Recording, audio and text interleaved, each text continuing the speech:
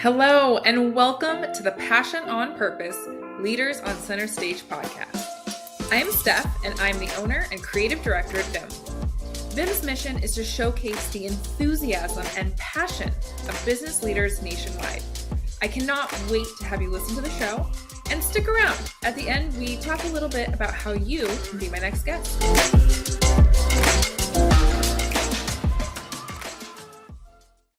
All right, guys, we are back with another episode of the Passion on Purpose Leaders on Center Stage. And I'm so excited to introduce our leader today, Jason Skeesick. He is with Spear and Clover, also juggles all these hats. He also is the runner, founder, main honcho at the Dynasty Defined, which we're going to dive into and explain a little bit more about that. But thank you, Jason, for coming on.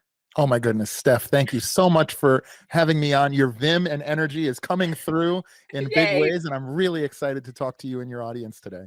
Yay, thank you. You might be the first guest who knows what vim means.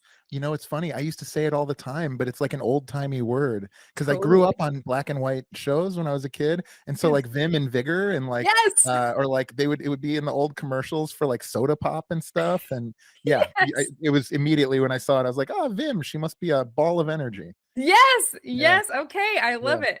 Well, I just probably need to do some research on when those commercials were out and recognize my audience here, but I love it. Yes. Yeah. Well, perfect. With that in mind, with Vim in mind, we are going to do as we always do. And we are going to start with my hard-hitting question. You ready? Bring it on. All right, Jason. What is your why? What is my why?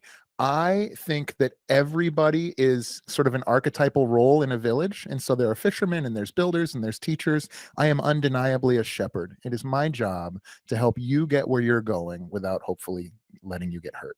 And so what I find is when people have a very clear idea of what mountain they'd like to climb, I'm very, very good at helping those folks get to the top of that mountain. Wow. What a clear visual you painted too with what you described with your why. I love that. Well, it's funny because there was a time in my life as an entrepreneur where I was looking outward at my mentors and at the people in the world that had impacted me. And I've been fortunate to have some unbelievable mentors, like some are household names. And those people, it was always a struggle for me because I could see some areas where I was like them and was doing things for the same reasons, but not exactly. And so I could introduce you to the best fisherman in the world, somebody who's great at sales. And what they want to do is they want to catch more fish. And then they want to get a second boat and catch more fish with that. And pretty soon they have a big fleet of boats and they're catching as many fish as they can. That's not me. And I could introduce you to the best carpenter in town, the guy that's great at building things, or gal that's great at building things and seeing it through to the very top. And that's their thing. And I can introduce you to the teachers, and I can go on, but let's keep moving. No, I love it. Yeah. I love that. And I love how you recognize that is a skill, right? I oftentimes believe, and maybe this is just from my own journey, but I've got to believe it's others as well, that things that come innate to us, we often don't early on enough recognize them as skills because they come so innate. It's like, well, if I'm good at this, everyone must be good at this. Right. So my question to you is, at what stage in your earlier life, pre-Spear and Clover, did you recognize this shepherdness in you? Was it, I'm saying, are you thinking like on school playground? Are you rallying the troops and getting everyone, okay, you want slides, you go there. You want swings, you go there. What did that look like for you early on? It's funny because I think probably the answer I wish I could give you is not the truth. The answer I am going to give you that's true is it was out of frustration. Myself and a lot of entrepreneurs I know, I think I call it the beautiful butterfly complex. And that's where you go like, I'm an entrepreneur, I'm a visionary, I'm a beautiful butterfly who makes something that never existed before. And then you also have this idea of how come nobody I hire can do exactly what I do exactly as well as I do it.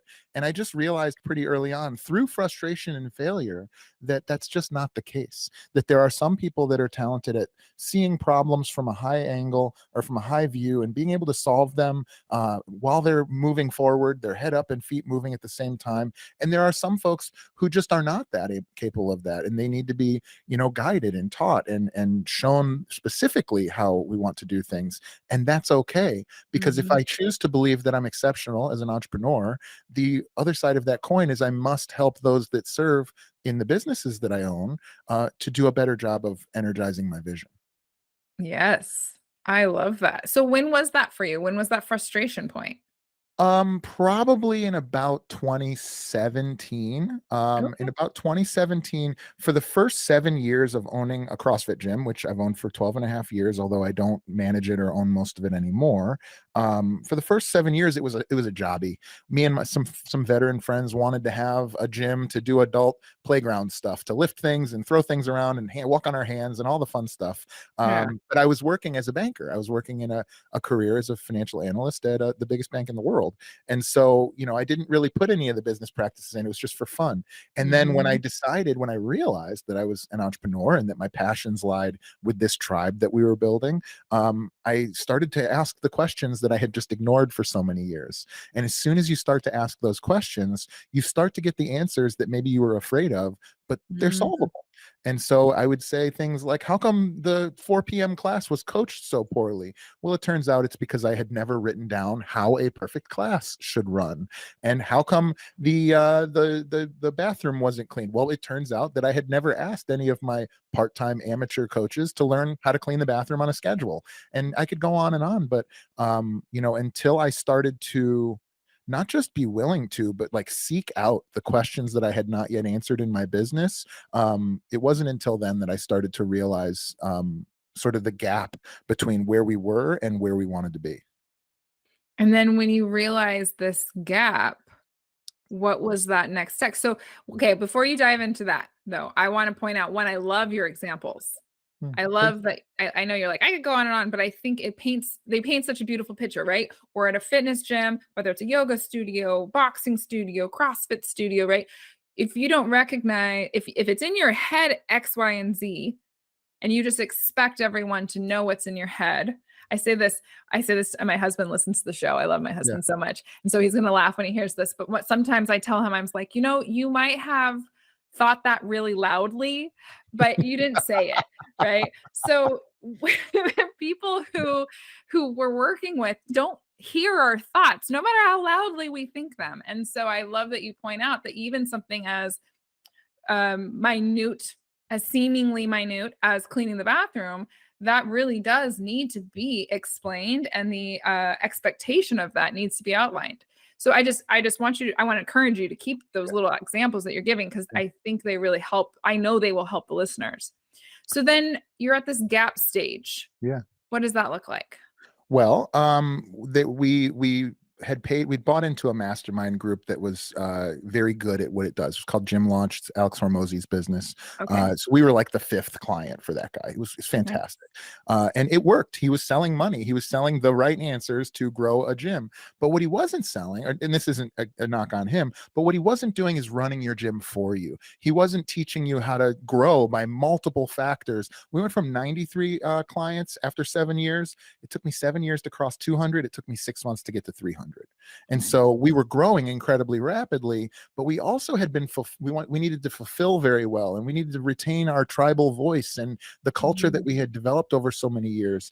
And so this was something that it was like there was a ghost chasing me down the path when this was happening, because on the one hand, I had this conflict. On the one hand, I had, money and clients coming in at an unheard of rate. And on the other hand, I had the people who I cared about who had babies because they met their spouses in our tribe, right? And so it was incredibly important that we were filtering all of these very tactical, very valuable things through the lens that was right for me and my core values and our tribe. And so it was constantly, I'll never forget, I was doing a group sale to 10 people, and I think I signed like 6 or 7 of them up at $600 a pop. This is a big deal. And the only thing, Steph, that I could think about was that I didn't help those four. You know what I mean? Ah, And to me, I think, I was very fortunate to be ready for that when it came my way, as I'm ready for what's coming my way now, which is new.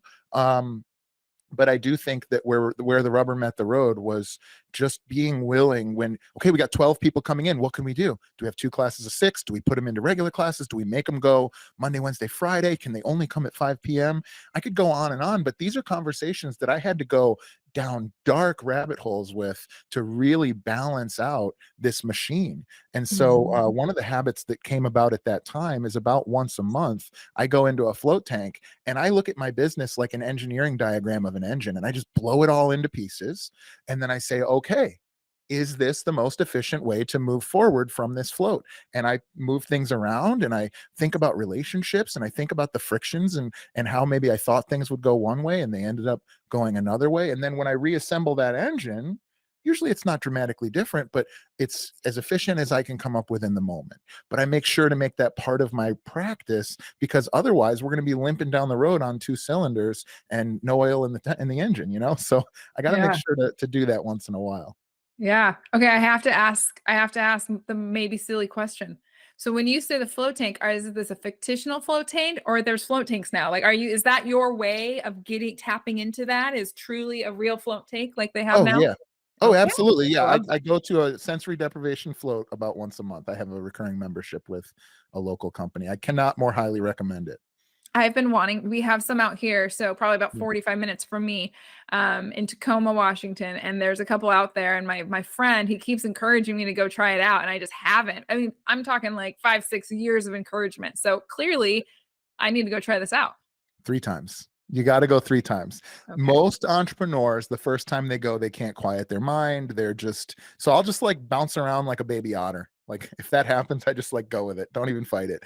Got And it. then Got by the second or third time, I think that's where it really links in for people. it. Okay. I Yeah. love that. Yeah. So we talked off air really briefly now, and I think this is leading us beautifully into it. You've talked a lot. The audience is picking up on a lot of these, dare I call them, standard operating procedures, these nuances, this structural strategy around actually the functions of the business. Mhm. But you alluded to this foundation of serving others and this purpose behind, you'd said there was there's 10 people, 6 of them sign up, and all you can think about is there's this heart piece, Yeah. this Yeah. heart moment, this passionate moment of where I didn't touch them. So I want to know, what are your core values? How have you bled those through the Yeah. business? How did you find those? Tell me that story. So I had a mentor recommend that I read the book Traction. So many of your listeners have heard of Traction and EOS. And in fact, before I started the business that I own now, I considered being a part of that company, being an implementer an implementer for EOS. But my people aren't $25 million manufacturing companies, and so it just didn't make sense to me. But yeah, so I earnestly went about the course of creating my core values, and along the way I actually redefined the way that you do that. I think I have a unique way to identifying core values, which I do walk folks through that are in my course. But first I started by just writing down who I am, because your core values aren't something that you borrow from McDonald's or Apple or Microsoft and then slide in a drawer on the first day that you file for your LLC, as we discussed as well. Your core values they're what you showed up with. They're the ember that burns inside of you. They're what make you. You couldn't turn it off if you wanted to. So don't pick core values that aren't you already. Don't pick who you wish you were. And Mhm. so what we do is we write down a list of words and phrases that are us. And then we take it to our mother, our wife, our husband, our friends, and we ask them to do the same thing without coloring their inputs. And you're going to see a bunch of crossover there. Then we give it about a week to think about that list. Couple of different people have gotten their eyes on it, and then we start to circle like items. Okay.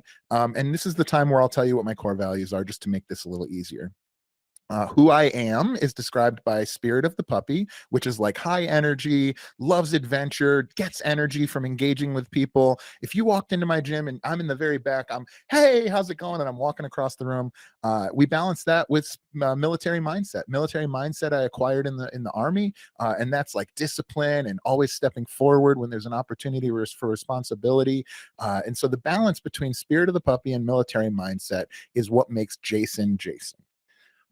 How I work, my third core value is how I work, and that's head up, feet moving, meaning I'm hard charging towards my goals, but I'm also aware of where I need to make changes. I like to build the plane while it's flying, if that makes Yeah, sense. yeah. how I communicate with others is tribal. If you have, I'm wearing a Noble shirt, I'm wearing a Go Fast, Don't Die hat, and a lot of my friends probably would listen to this wearing a Noble shirt and wearing a Go Fast, Don't Die hat. In fact, one of my members of my mastermind showed up wearing this hat on the first call, and I was like, I knew it. And so tribal, very much tribal. And then what gets me out of bed in the morning is my final core value, and that's invested. I'm invested in myself. I'm invested in my clients. I'm invested in my employees and the mission at large and their missions at large. And so I had mentioned earlier that I think I changed the way core values are developed, and that's these categories that I came up with, which is who you are, how you work, how you communicate with others, and what gets you out of bed in the morning, what you're driven by. Because I think too often people's core values really just all do the same thing and like describe who you are. Right. Yeah. I do a similar exercise with my clients, and the goal is that once we prioritize or list our core values or statements, they should tell the story.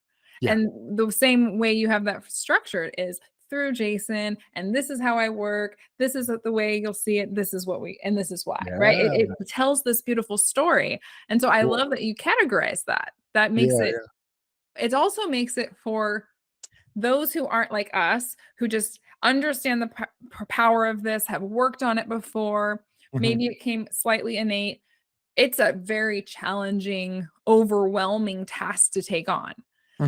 So I love that you made it more digestible by giving these kind of categorizations of them. Yeah, I think about it like a puzzle piece, Steph. Mhm. I think like, so to test it, to make sure that it was right, I held that puzzle piece up to former relationships and opportunities. Oh, Yeah. this coach was great. Everything, it was like my words were coming out of their mouth. Their spirit of the puppy, their tribal, their head up, feet moving, their military mindset. And this coach seemed great. They seemed like they would be a great fit, but yes was no, up was down, left was right. It seemed like we were always butting heads. Oh, it's because they were this, but they weren't that. Yes. And once I had tested that adequately, now I can hold that puzzle piece up to future opportunities and relationships and decisions. And it's been Mhm. an incredibly valuable tool that has served me ever since. Yeah, I call it the lens. We work Yeah. everything of our brand through our lens. Hmm. And if at any point that lens is blocked because it doesn't go through those values, then we need to assess that decision that's needing to be made, whether it's a partnership, whether it's taking on a client, whether it's hiring someone. If it doesn't go through that filter of our lens, then we need to stop and make some decisions on what aligns and what doesn't. So now Spear and Clover, Yeah. how does that come into play? Well, Steph, I'm glad you asked, and I'll tell you. Uh, so one of the habits that I have, so I think entrepreneurs should do two things physically each week. I think you should do elective collective suffering, which is where you get into a group of people and you do something that's really hard. So that's CrossFit, that's hot yoga, that's spin, that's all sorts of different things. But you should go through it with somebody and with a community. I think that's Mhm. important as a CrossFit gym owner and a jiu-jitsu practitioner now. I think that's Right. important. The second thing I think you should do is go on solo missions. So some weeks that's going to a float tank. I go into a float tank by myself. I have no phone, and I can think about my business, my relationships, my place in the universe, whatever. Well, when I'm not floating, what I do is I go on ruck marches. This is like hiking for people that were in the army. I just put a heavy Okay. backpack on, and I live here in the Indiana Dunes National Park, as we talked about before we started recording. And so I live in these sand hills, and I'm right on Lake Michigan here. And so one day I was out rucking 11 miles. I had 40-pound pack on my back and a 40-pound log on my shoulder, and I wouldn't put it down for the entire 11 miles. And I have my two Australian puppies, my Australian Shepherd puppies with me, and I'm military mindset, Steph. I'm laser focused on hoofing. I'm rucking as hard as I can, going as fast as I can. And the dogs are having the time of their life. If I went 11 miles that day, they went 22. They're running out into the woods, and then they're good Circles. girls. Yeah, they're running out into the Circles woods. around They're you. coming back to check on me. They're running out in the woods. They're coming back to check on me. And it just slapped me in the face in that moment that's the combination of me at my best. It's military mindset, working as hard as I can towards the goals that are important to me, but also spirit of the puppy, playing and having fun and enjoying life as it's happening. And so at its best, Spear and Clover represents really dynamic, creative entrepreneurs who are hard charging towards their goals, but that are still enjoying life, that are taking care of their family and spending time with their friends. And you have a visual. I say I love it. My husband all the time. It's like, you say I love it a lot.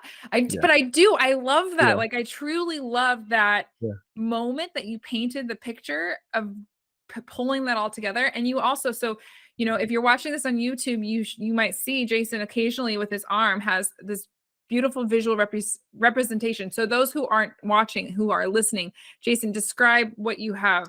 Yeah, so on my forearm, I have like a 11-inch Spartan spear that represents military mindset. And then I have an infinite clover of rope that represents the clover or spirit of the puppy. And actually, this was drawn by one of my best friends, neighbor, and tribal member for a long time of my gym, Jackie Weinberg, who's an artist. So she drew this, and then it was tattooed on me by somebody that was referred to me by the gym. And this was on me for years before it was ever a company. This is a core value tattoo. And by the way, the only other tattoo I have is the logo for my gym right here.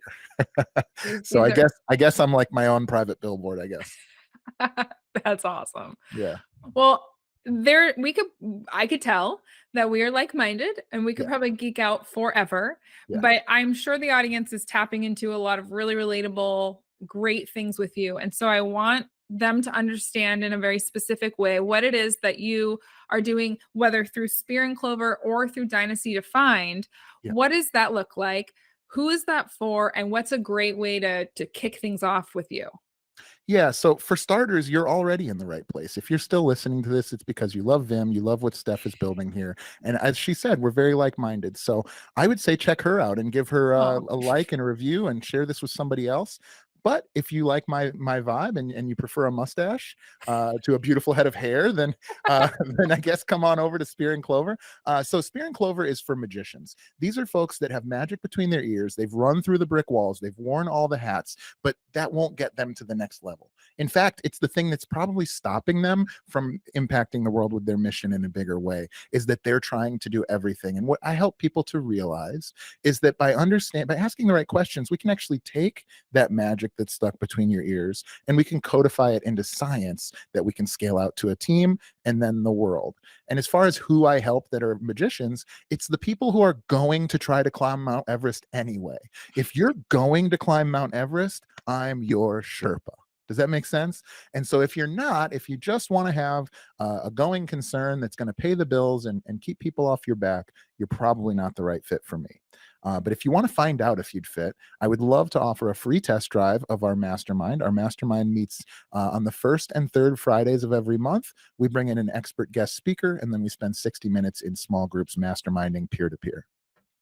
Very nice. And so we're going to make sure that I have the right show notes in our show notes. I'm going to make sure we have the right URL for you. But where is that link? Where are we sending them to get that free trial? Sure. So that would be www.spearandclover.com. Perfect. So we'll make sure that's on there. You guys can find it. Jason, I can sit here and just keep geeking out with you. So thank you so much for coming on today. Oh, thank you so much for having me, Steph. You were famous to me before we even met. So shout out to you. And now you've only lived up to and surpassed that expectation.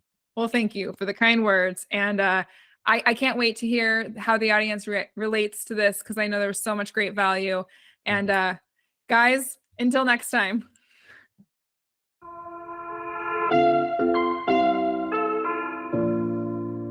Steph here. Thank you so much for listening to the Passion on Purpose Leaders on Center Stage podcast.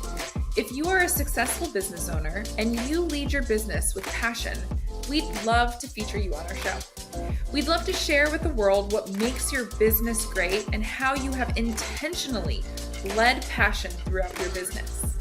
Also, if you got any value or little tidbits from this episode, please take a minute to screenshot the episode and share it on your favorite social media platform. Be sure to tag us so we can properly thank you, and we love deepening our connection with our listeners. We are regularly putting out new episodes to feature leaders such as yourself who lead with passion on purpose. So be sure to subscribe to our show so you don't miss any future episodes.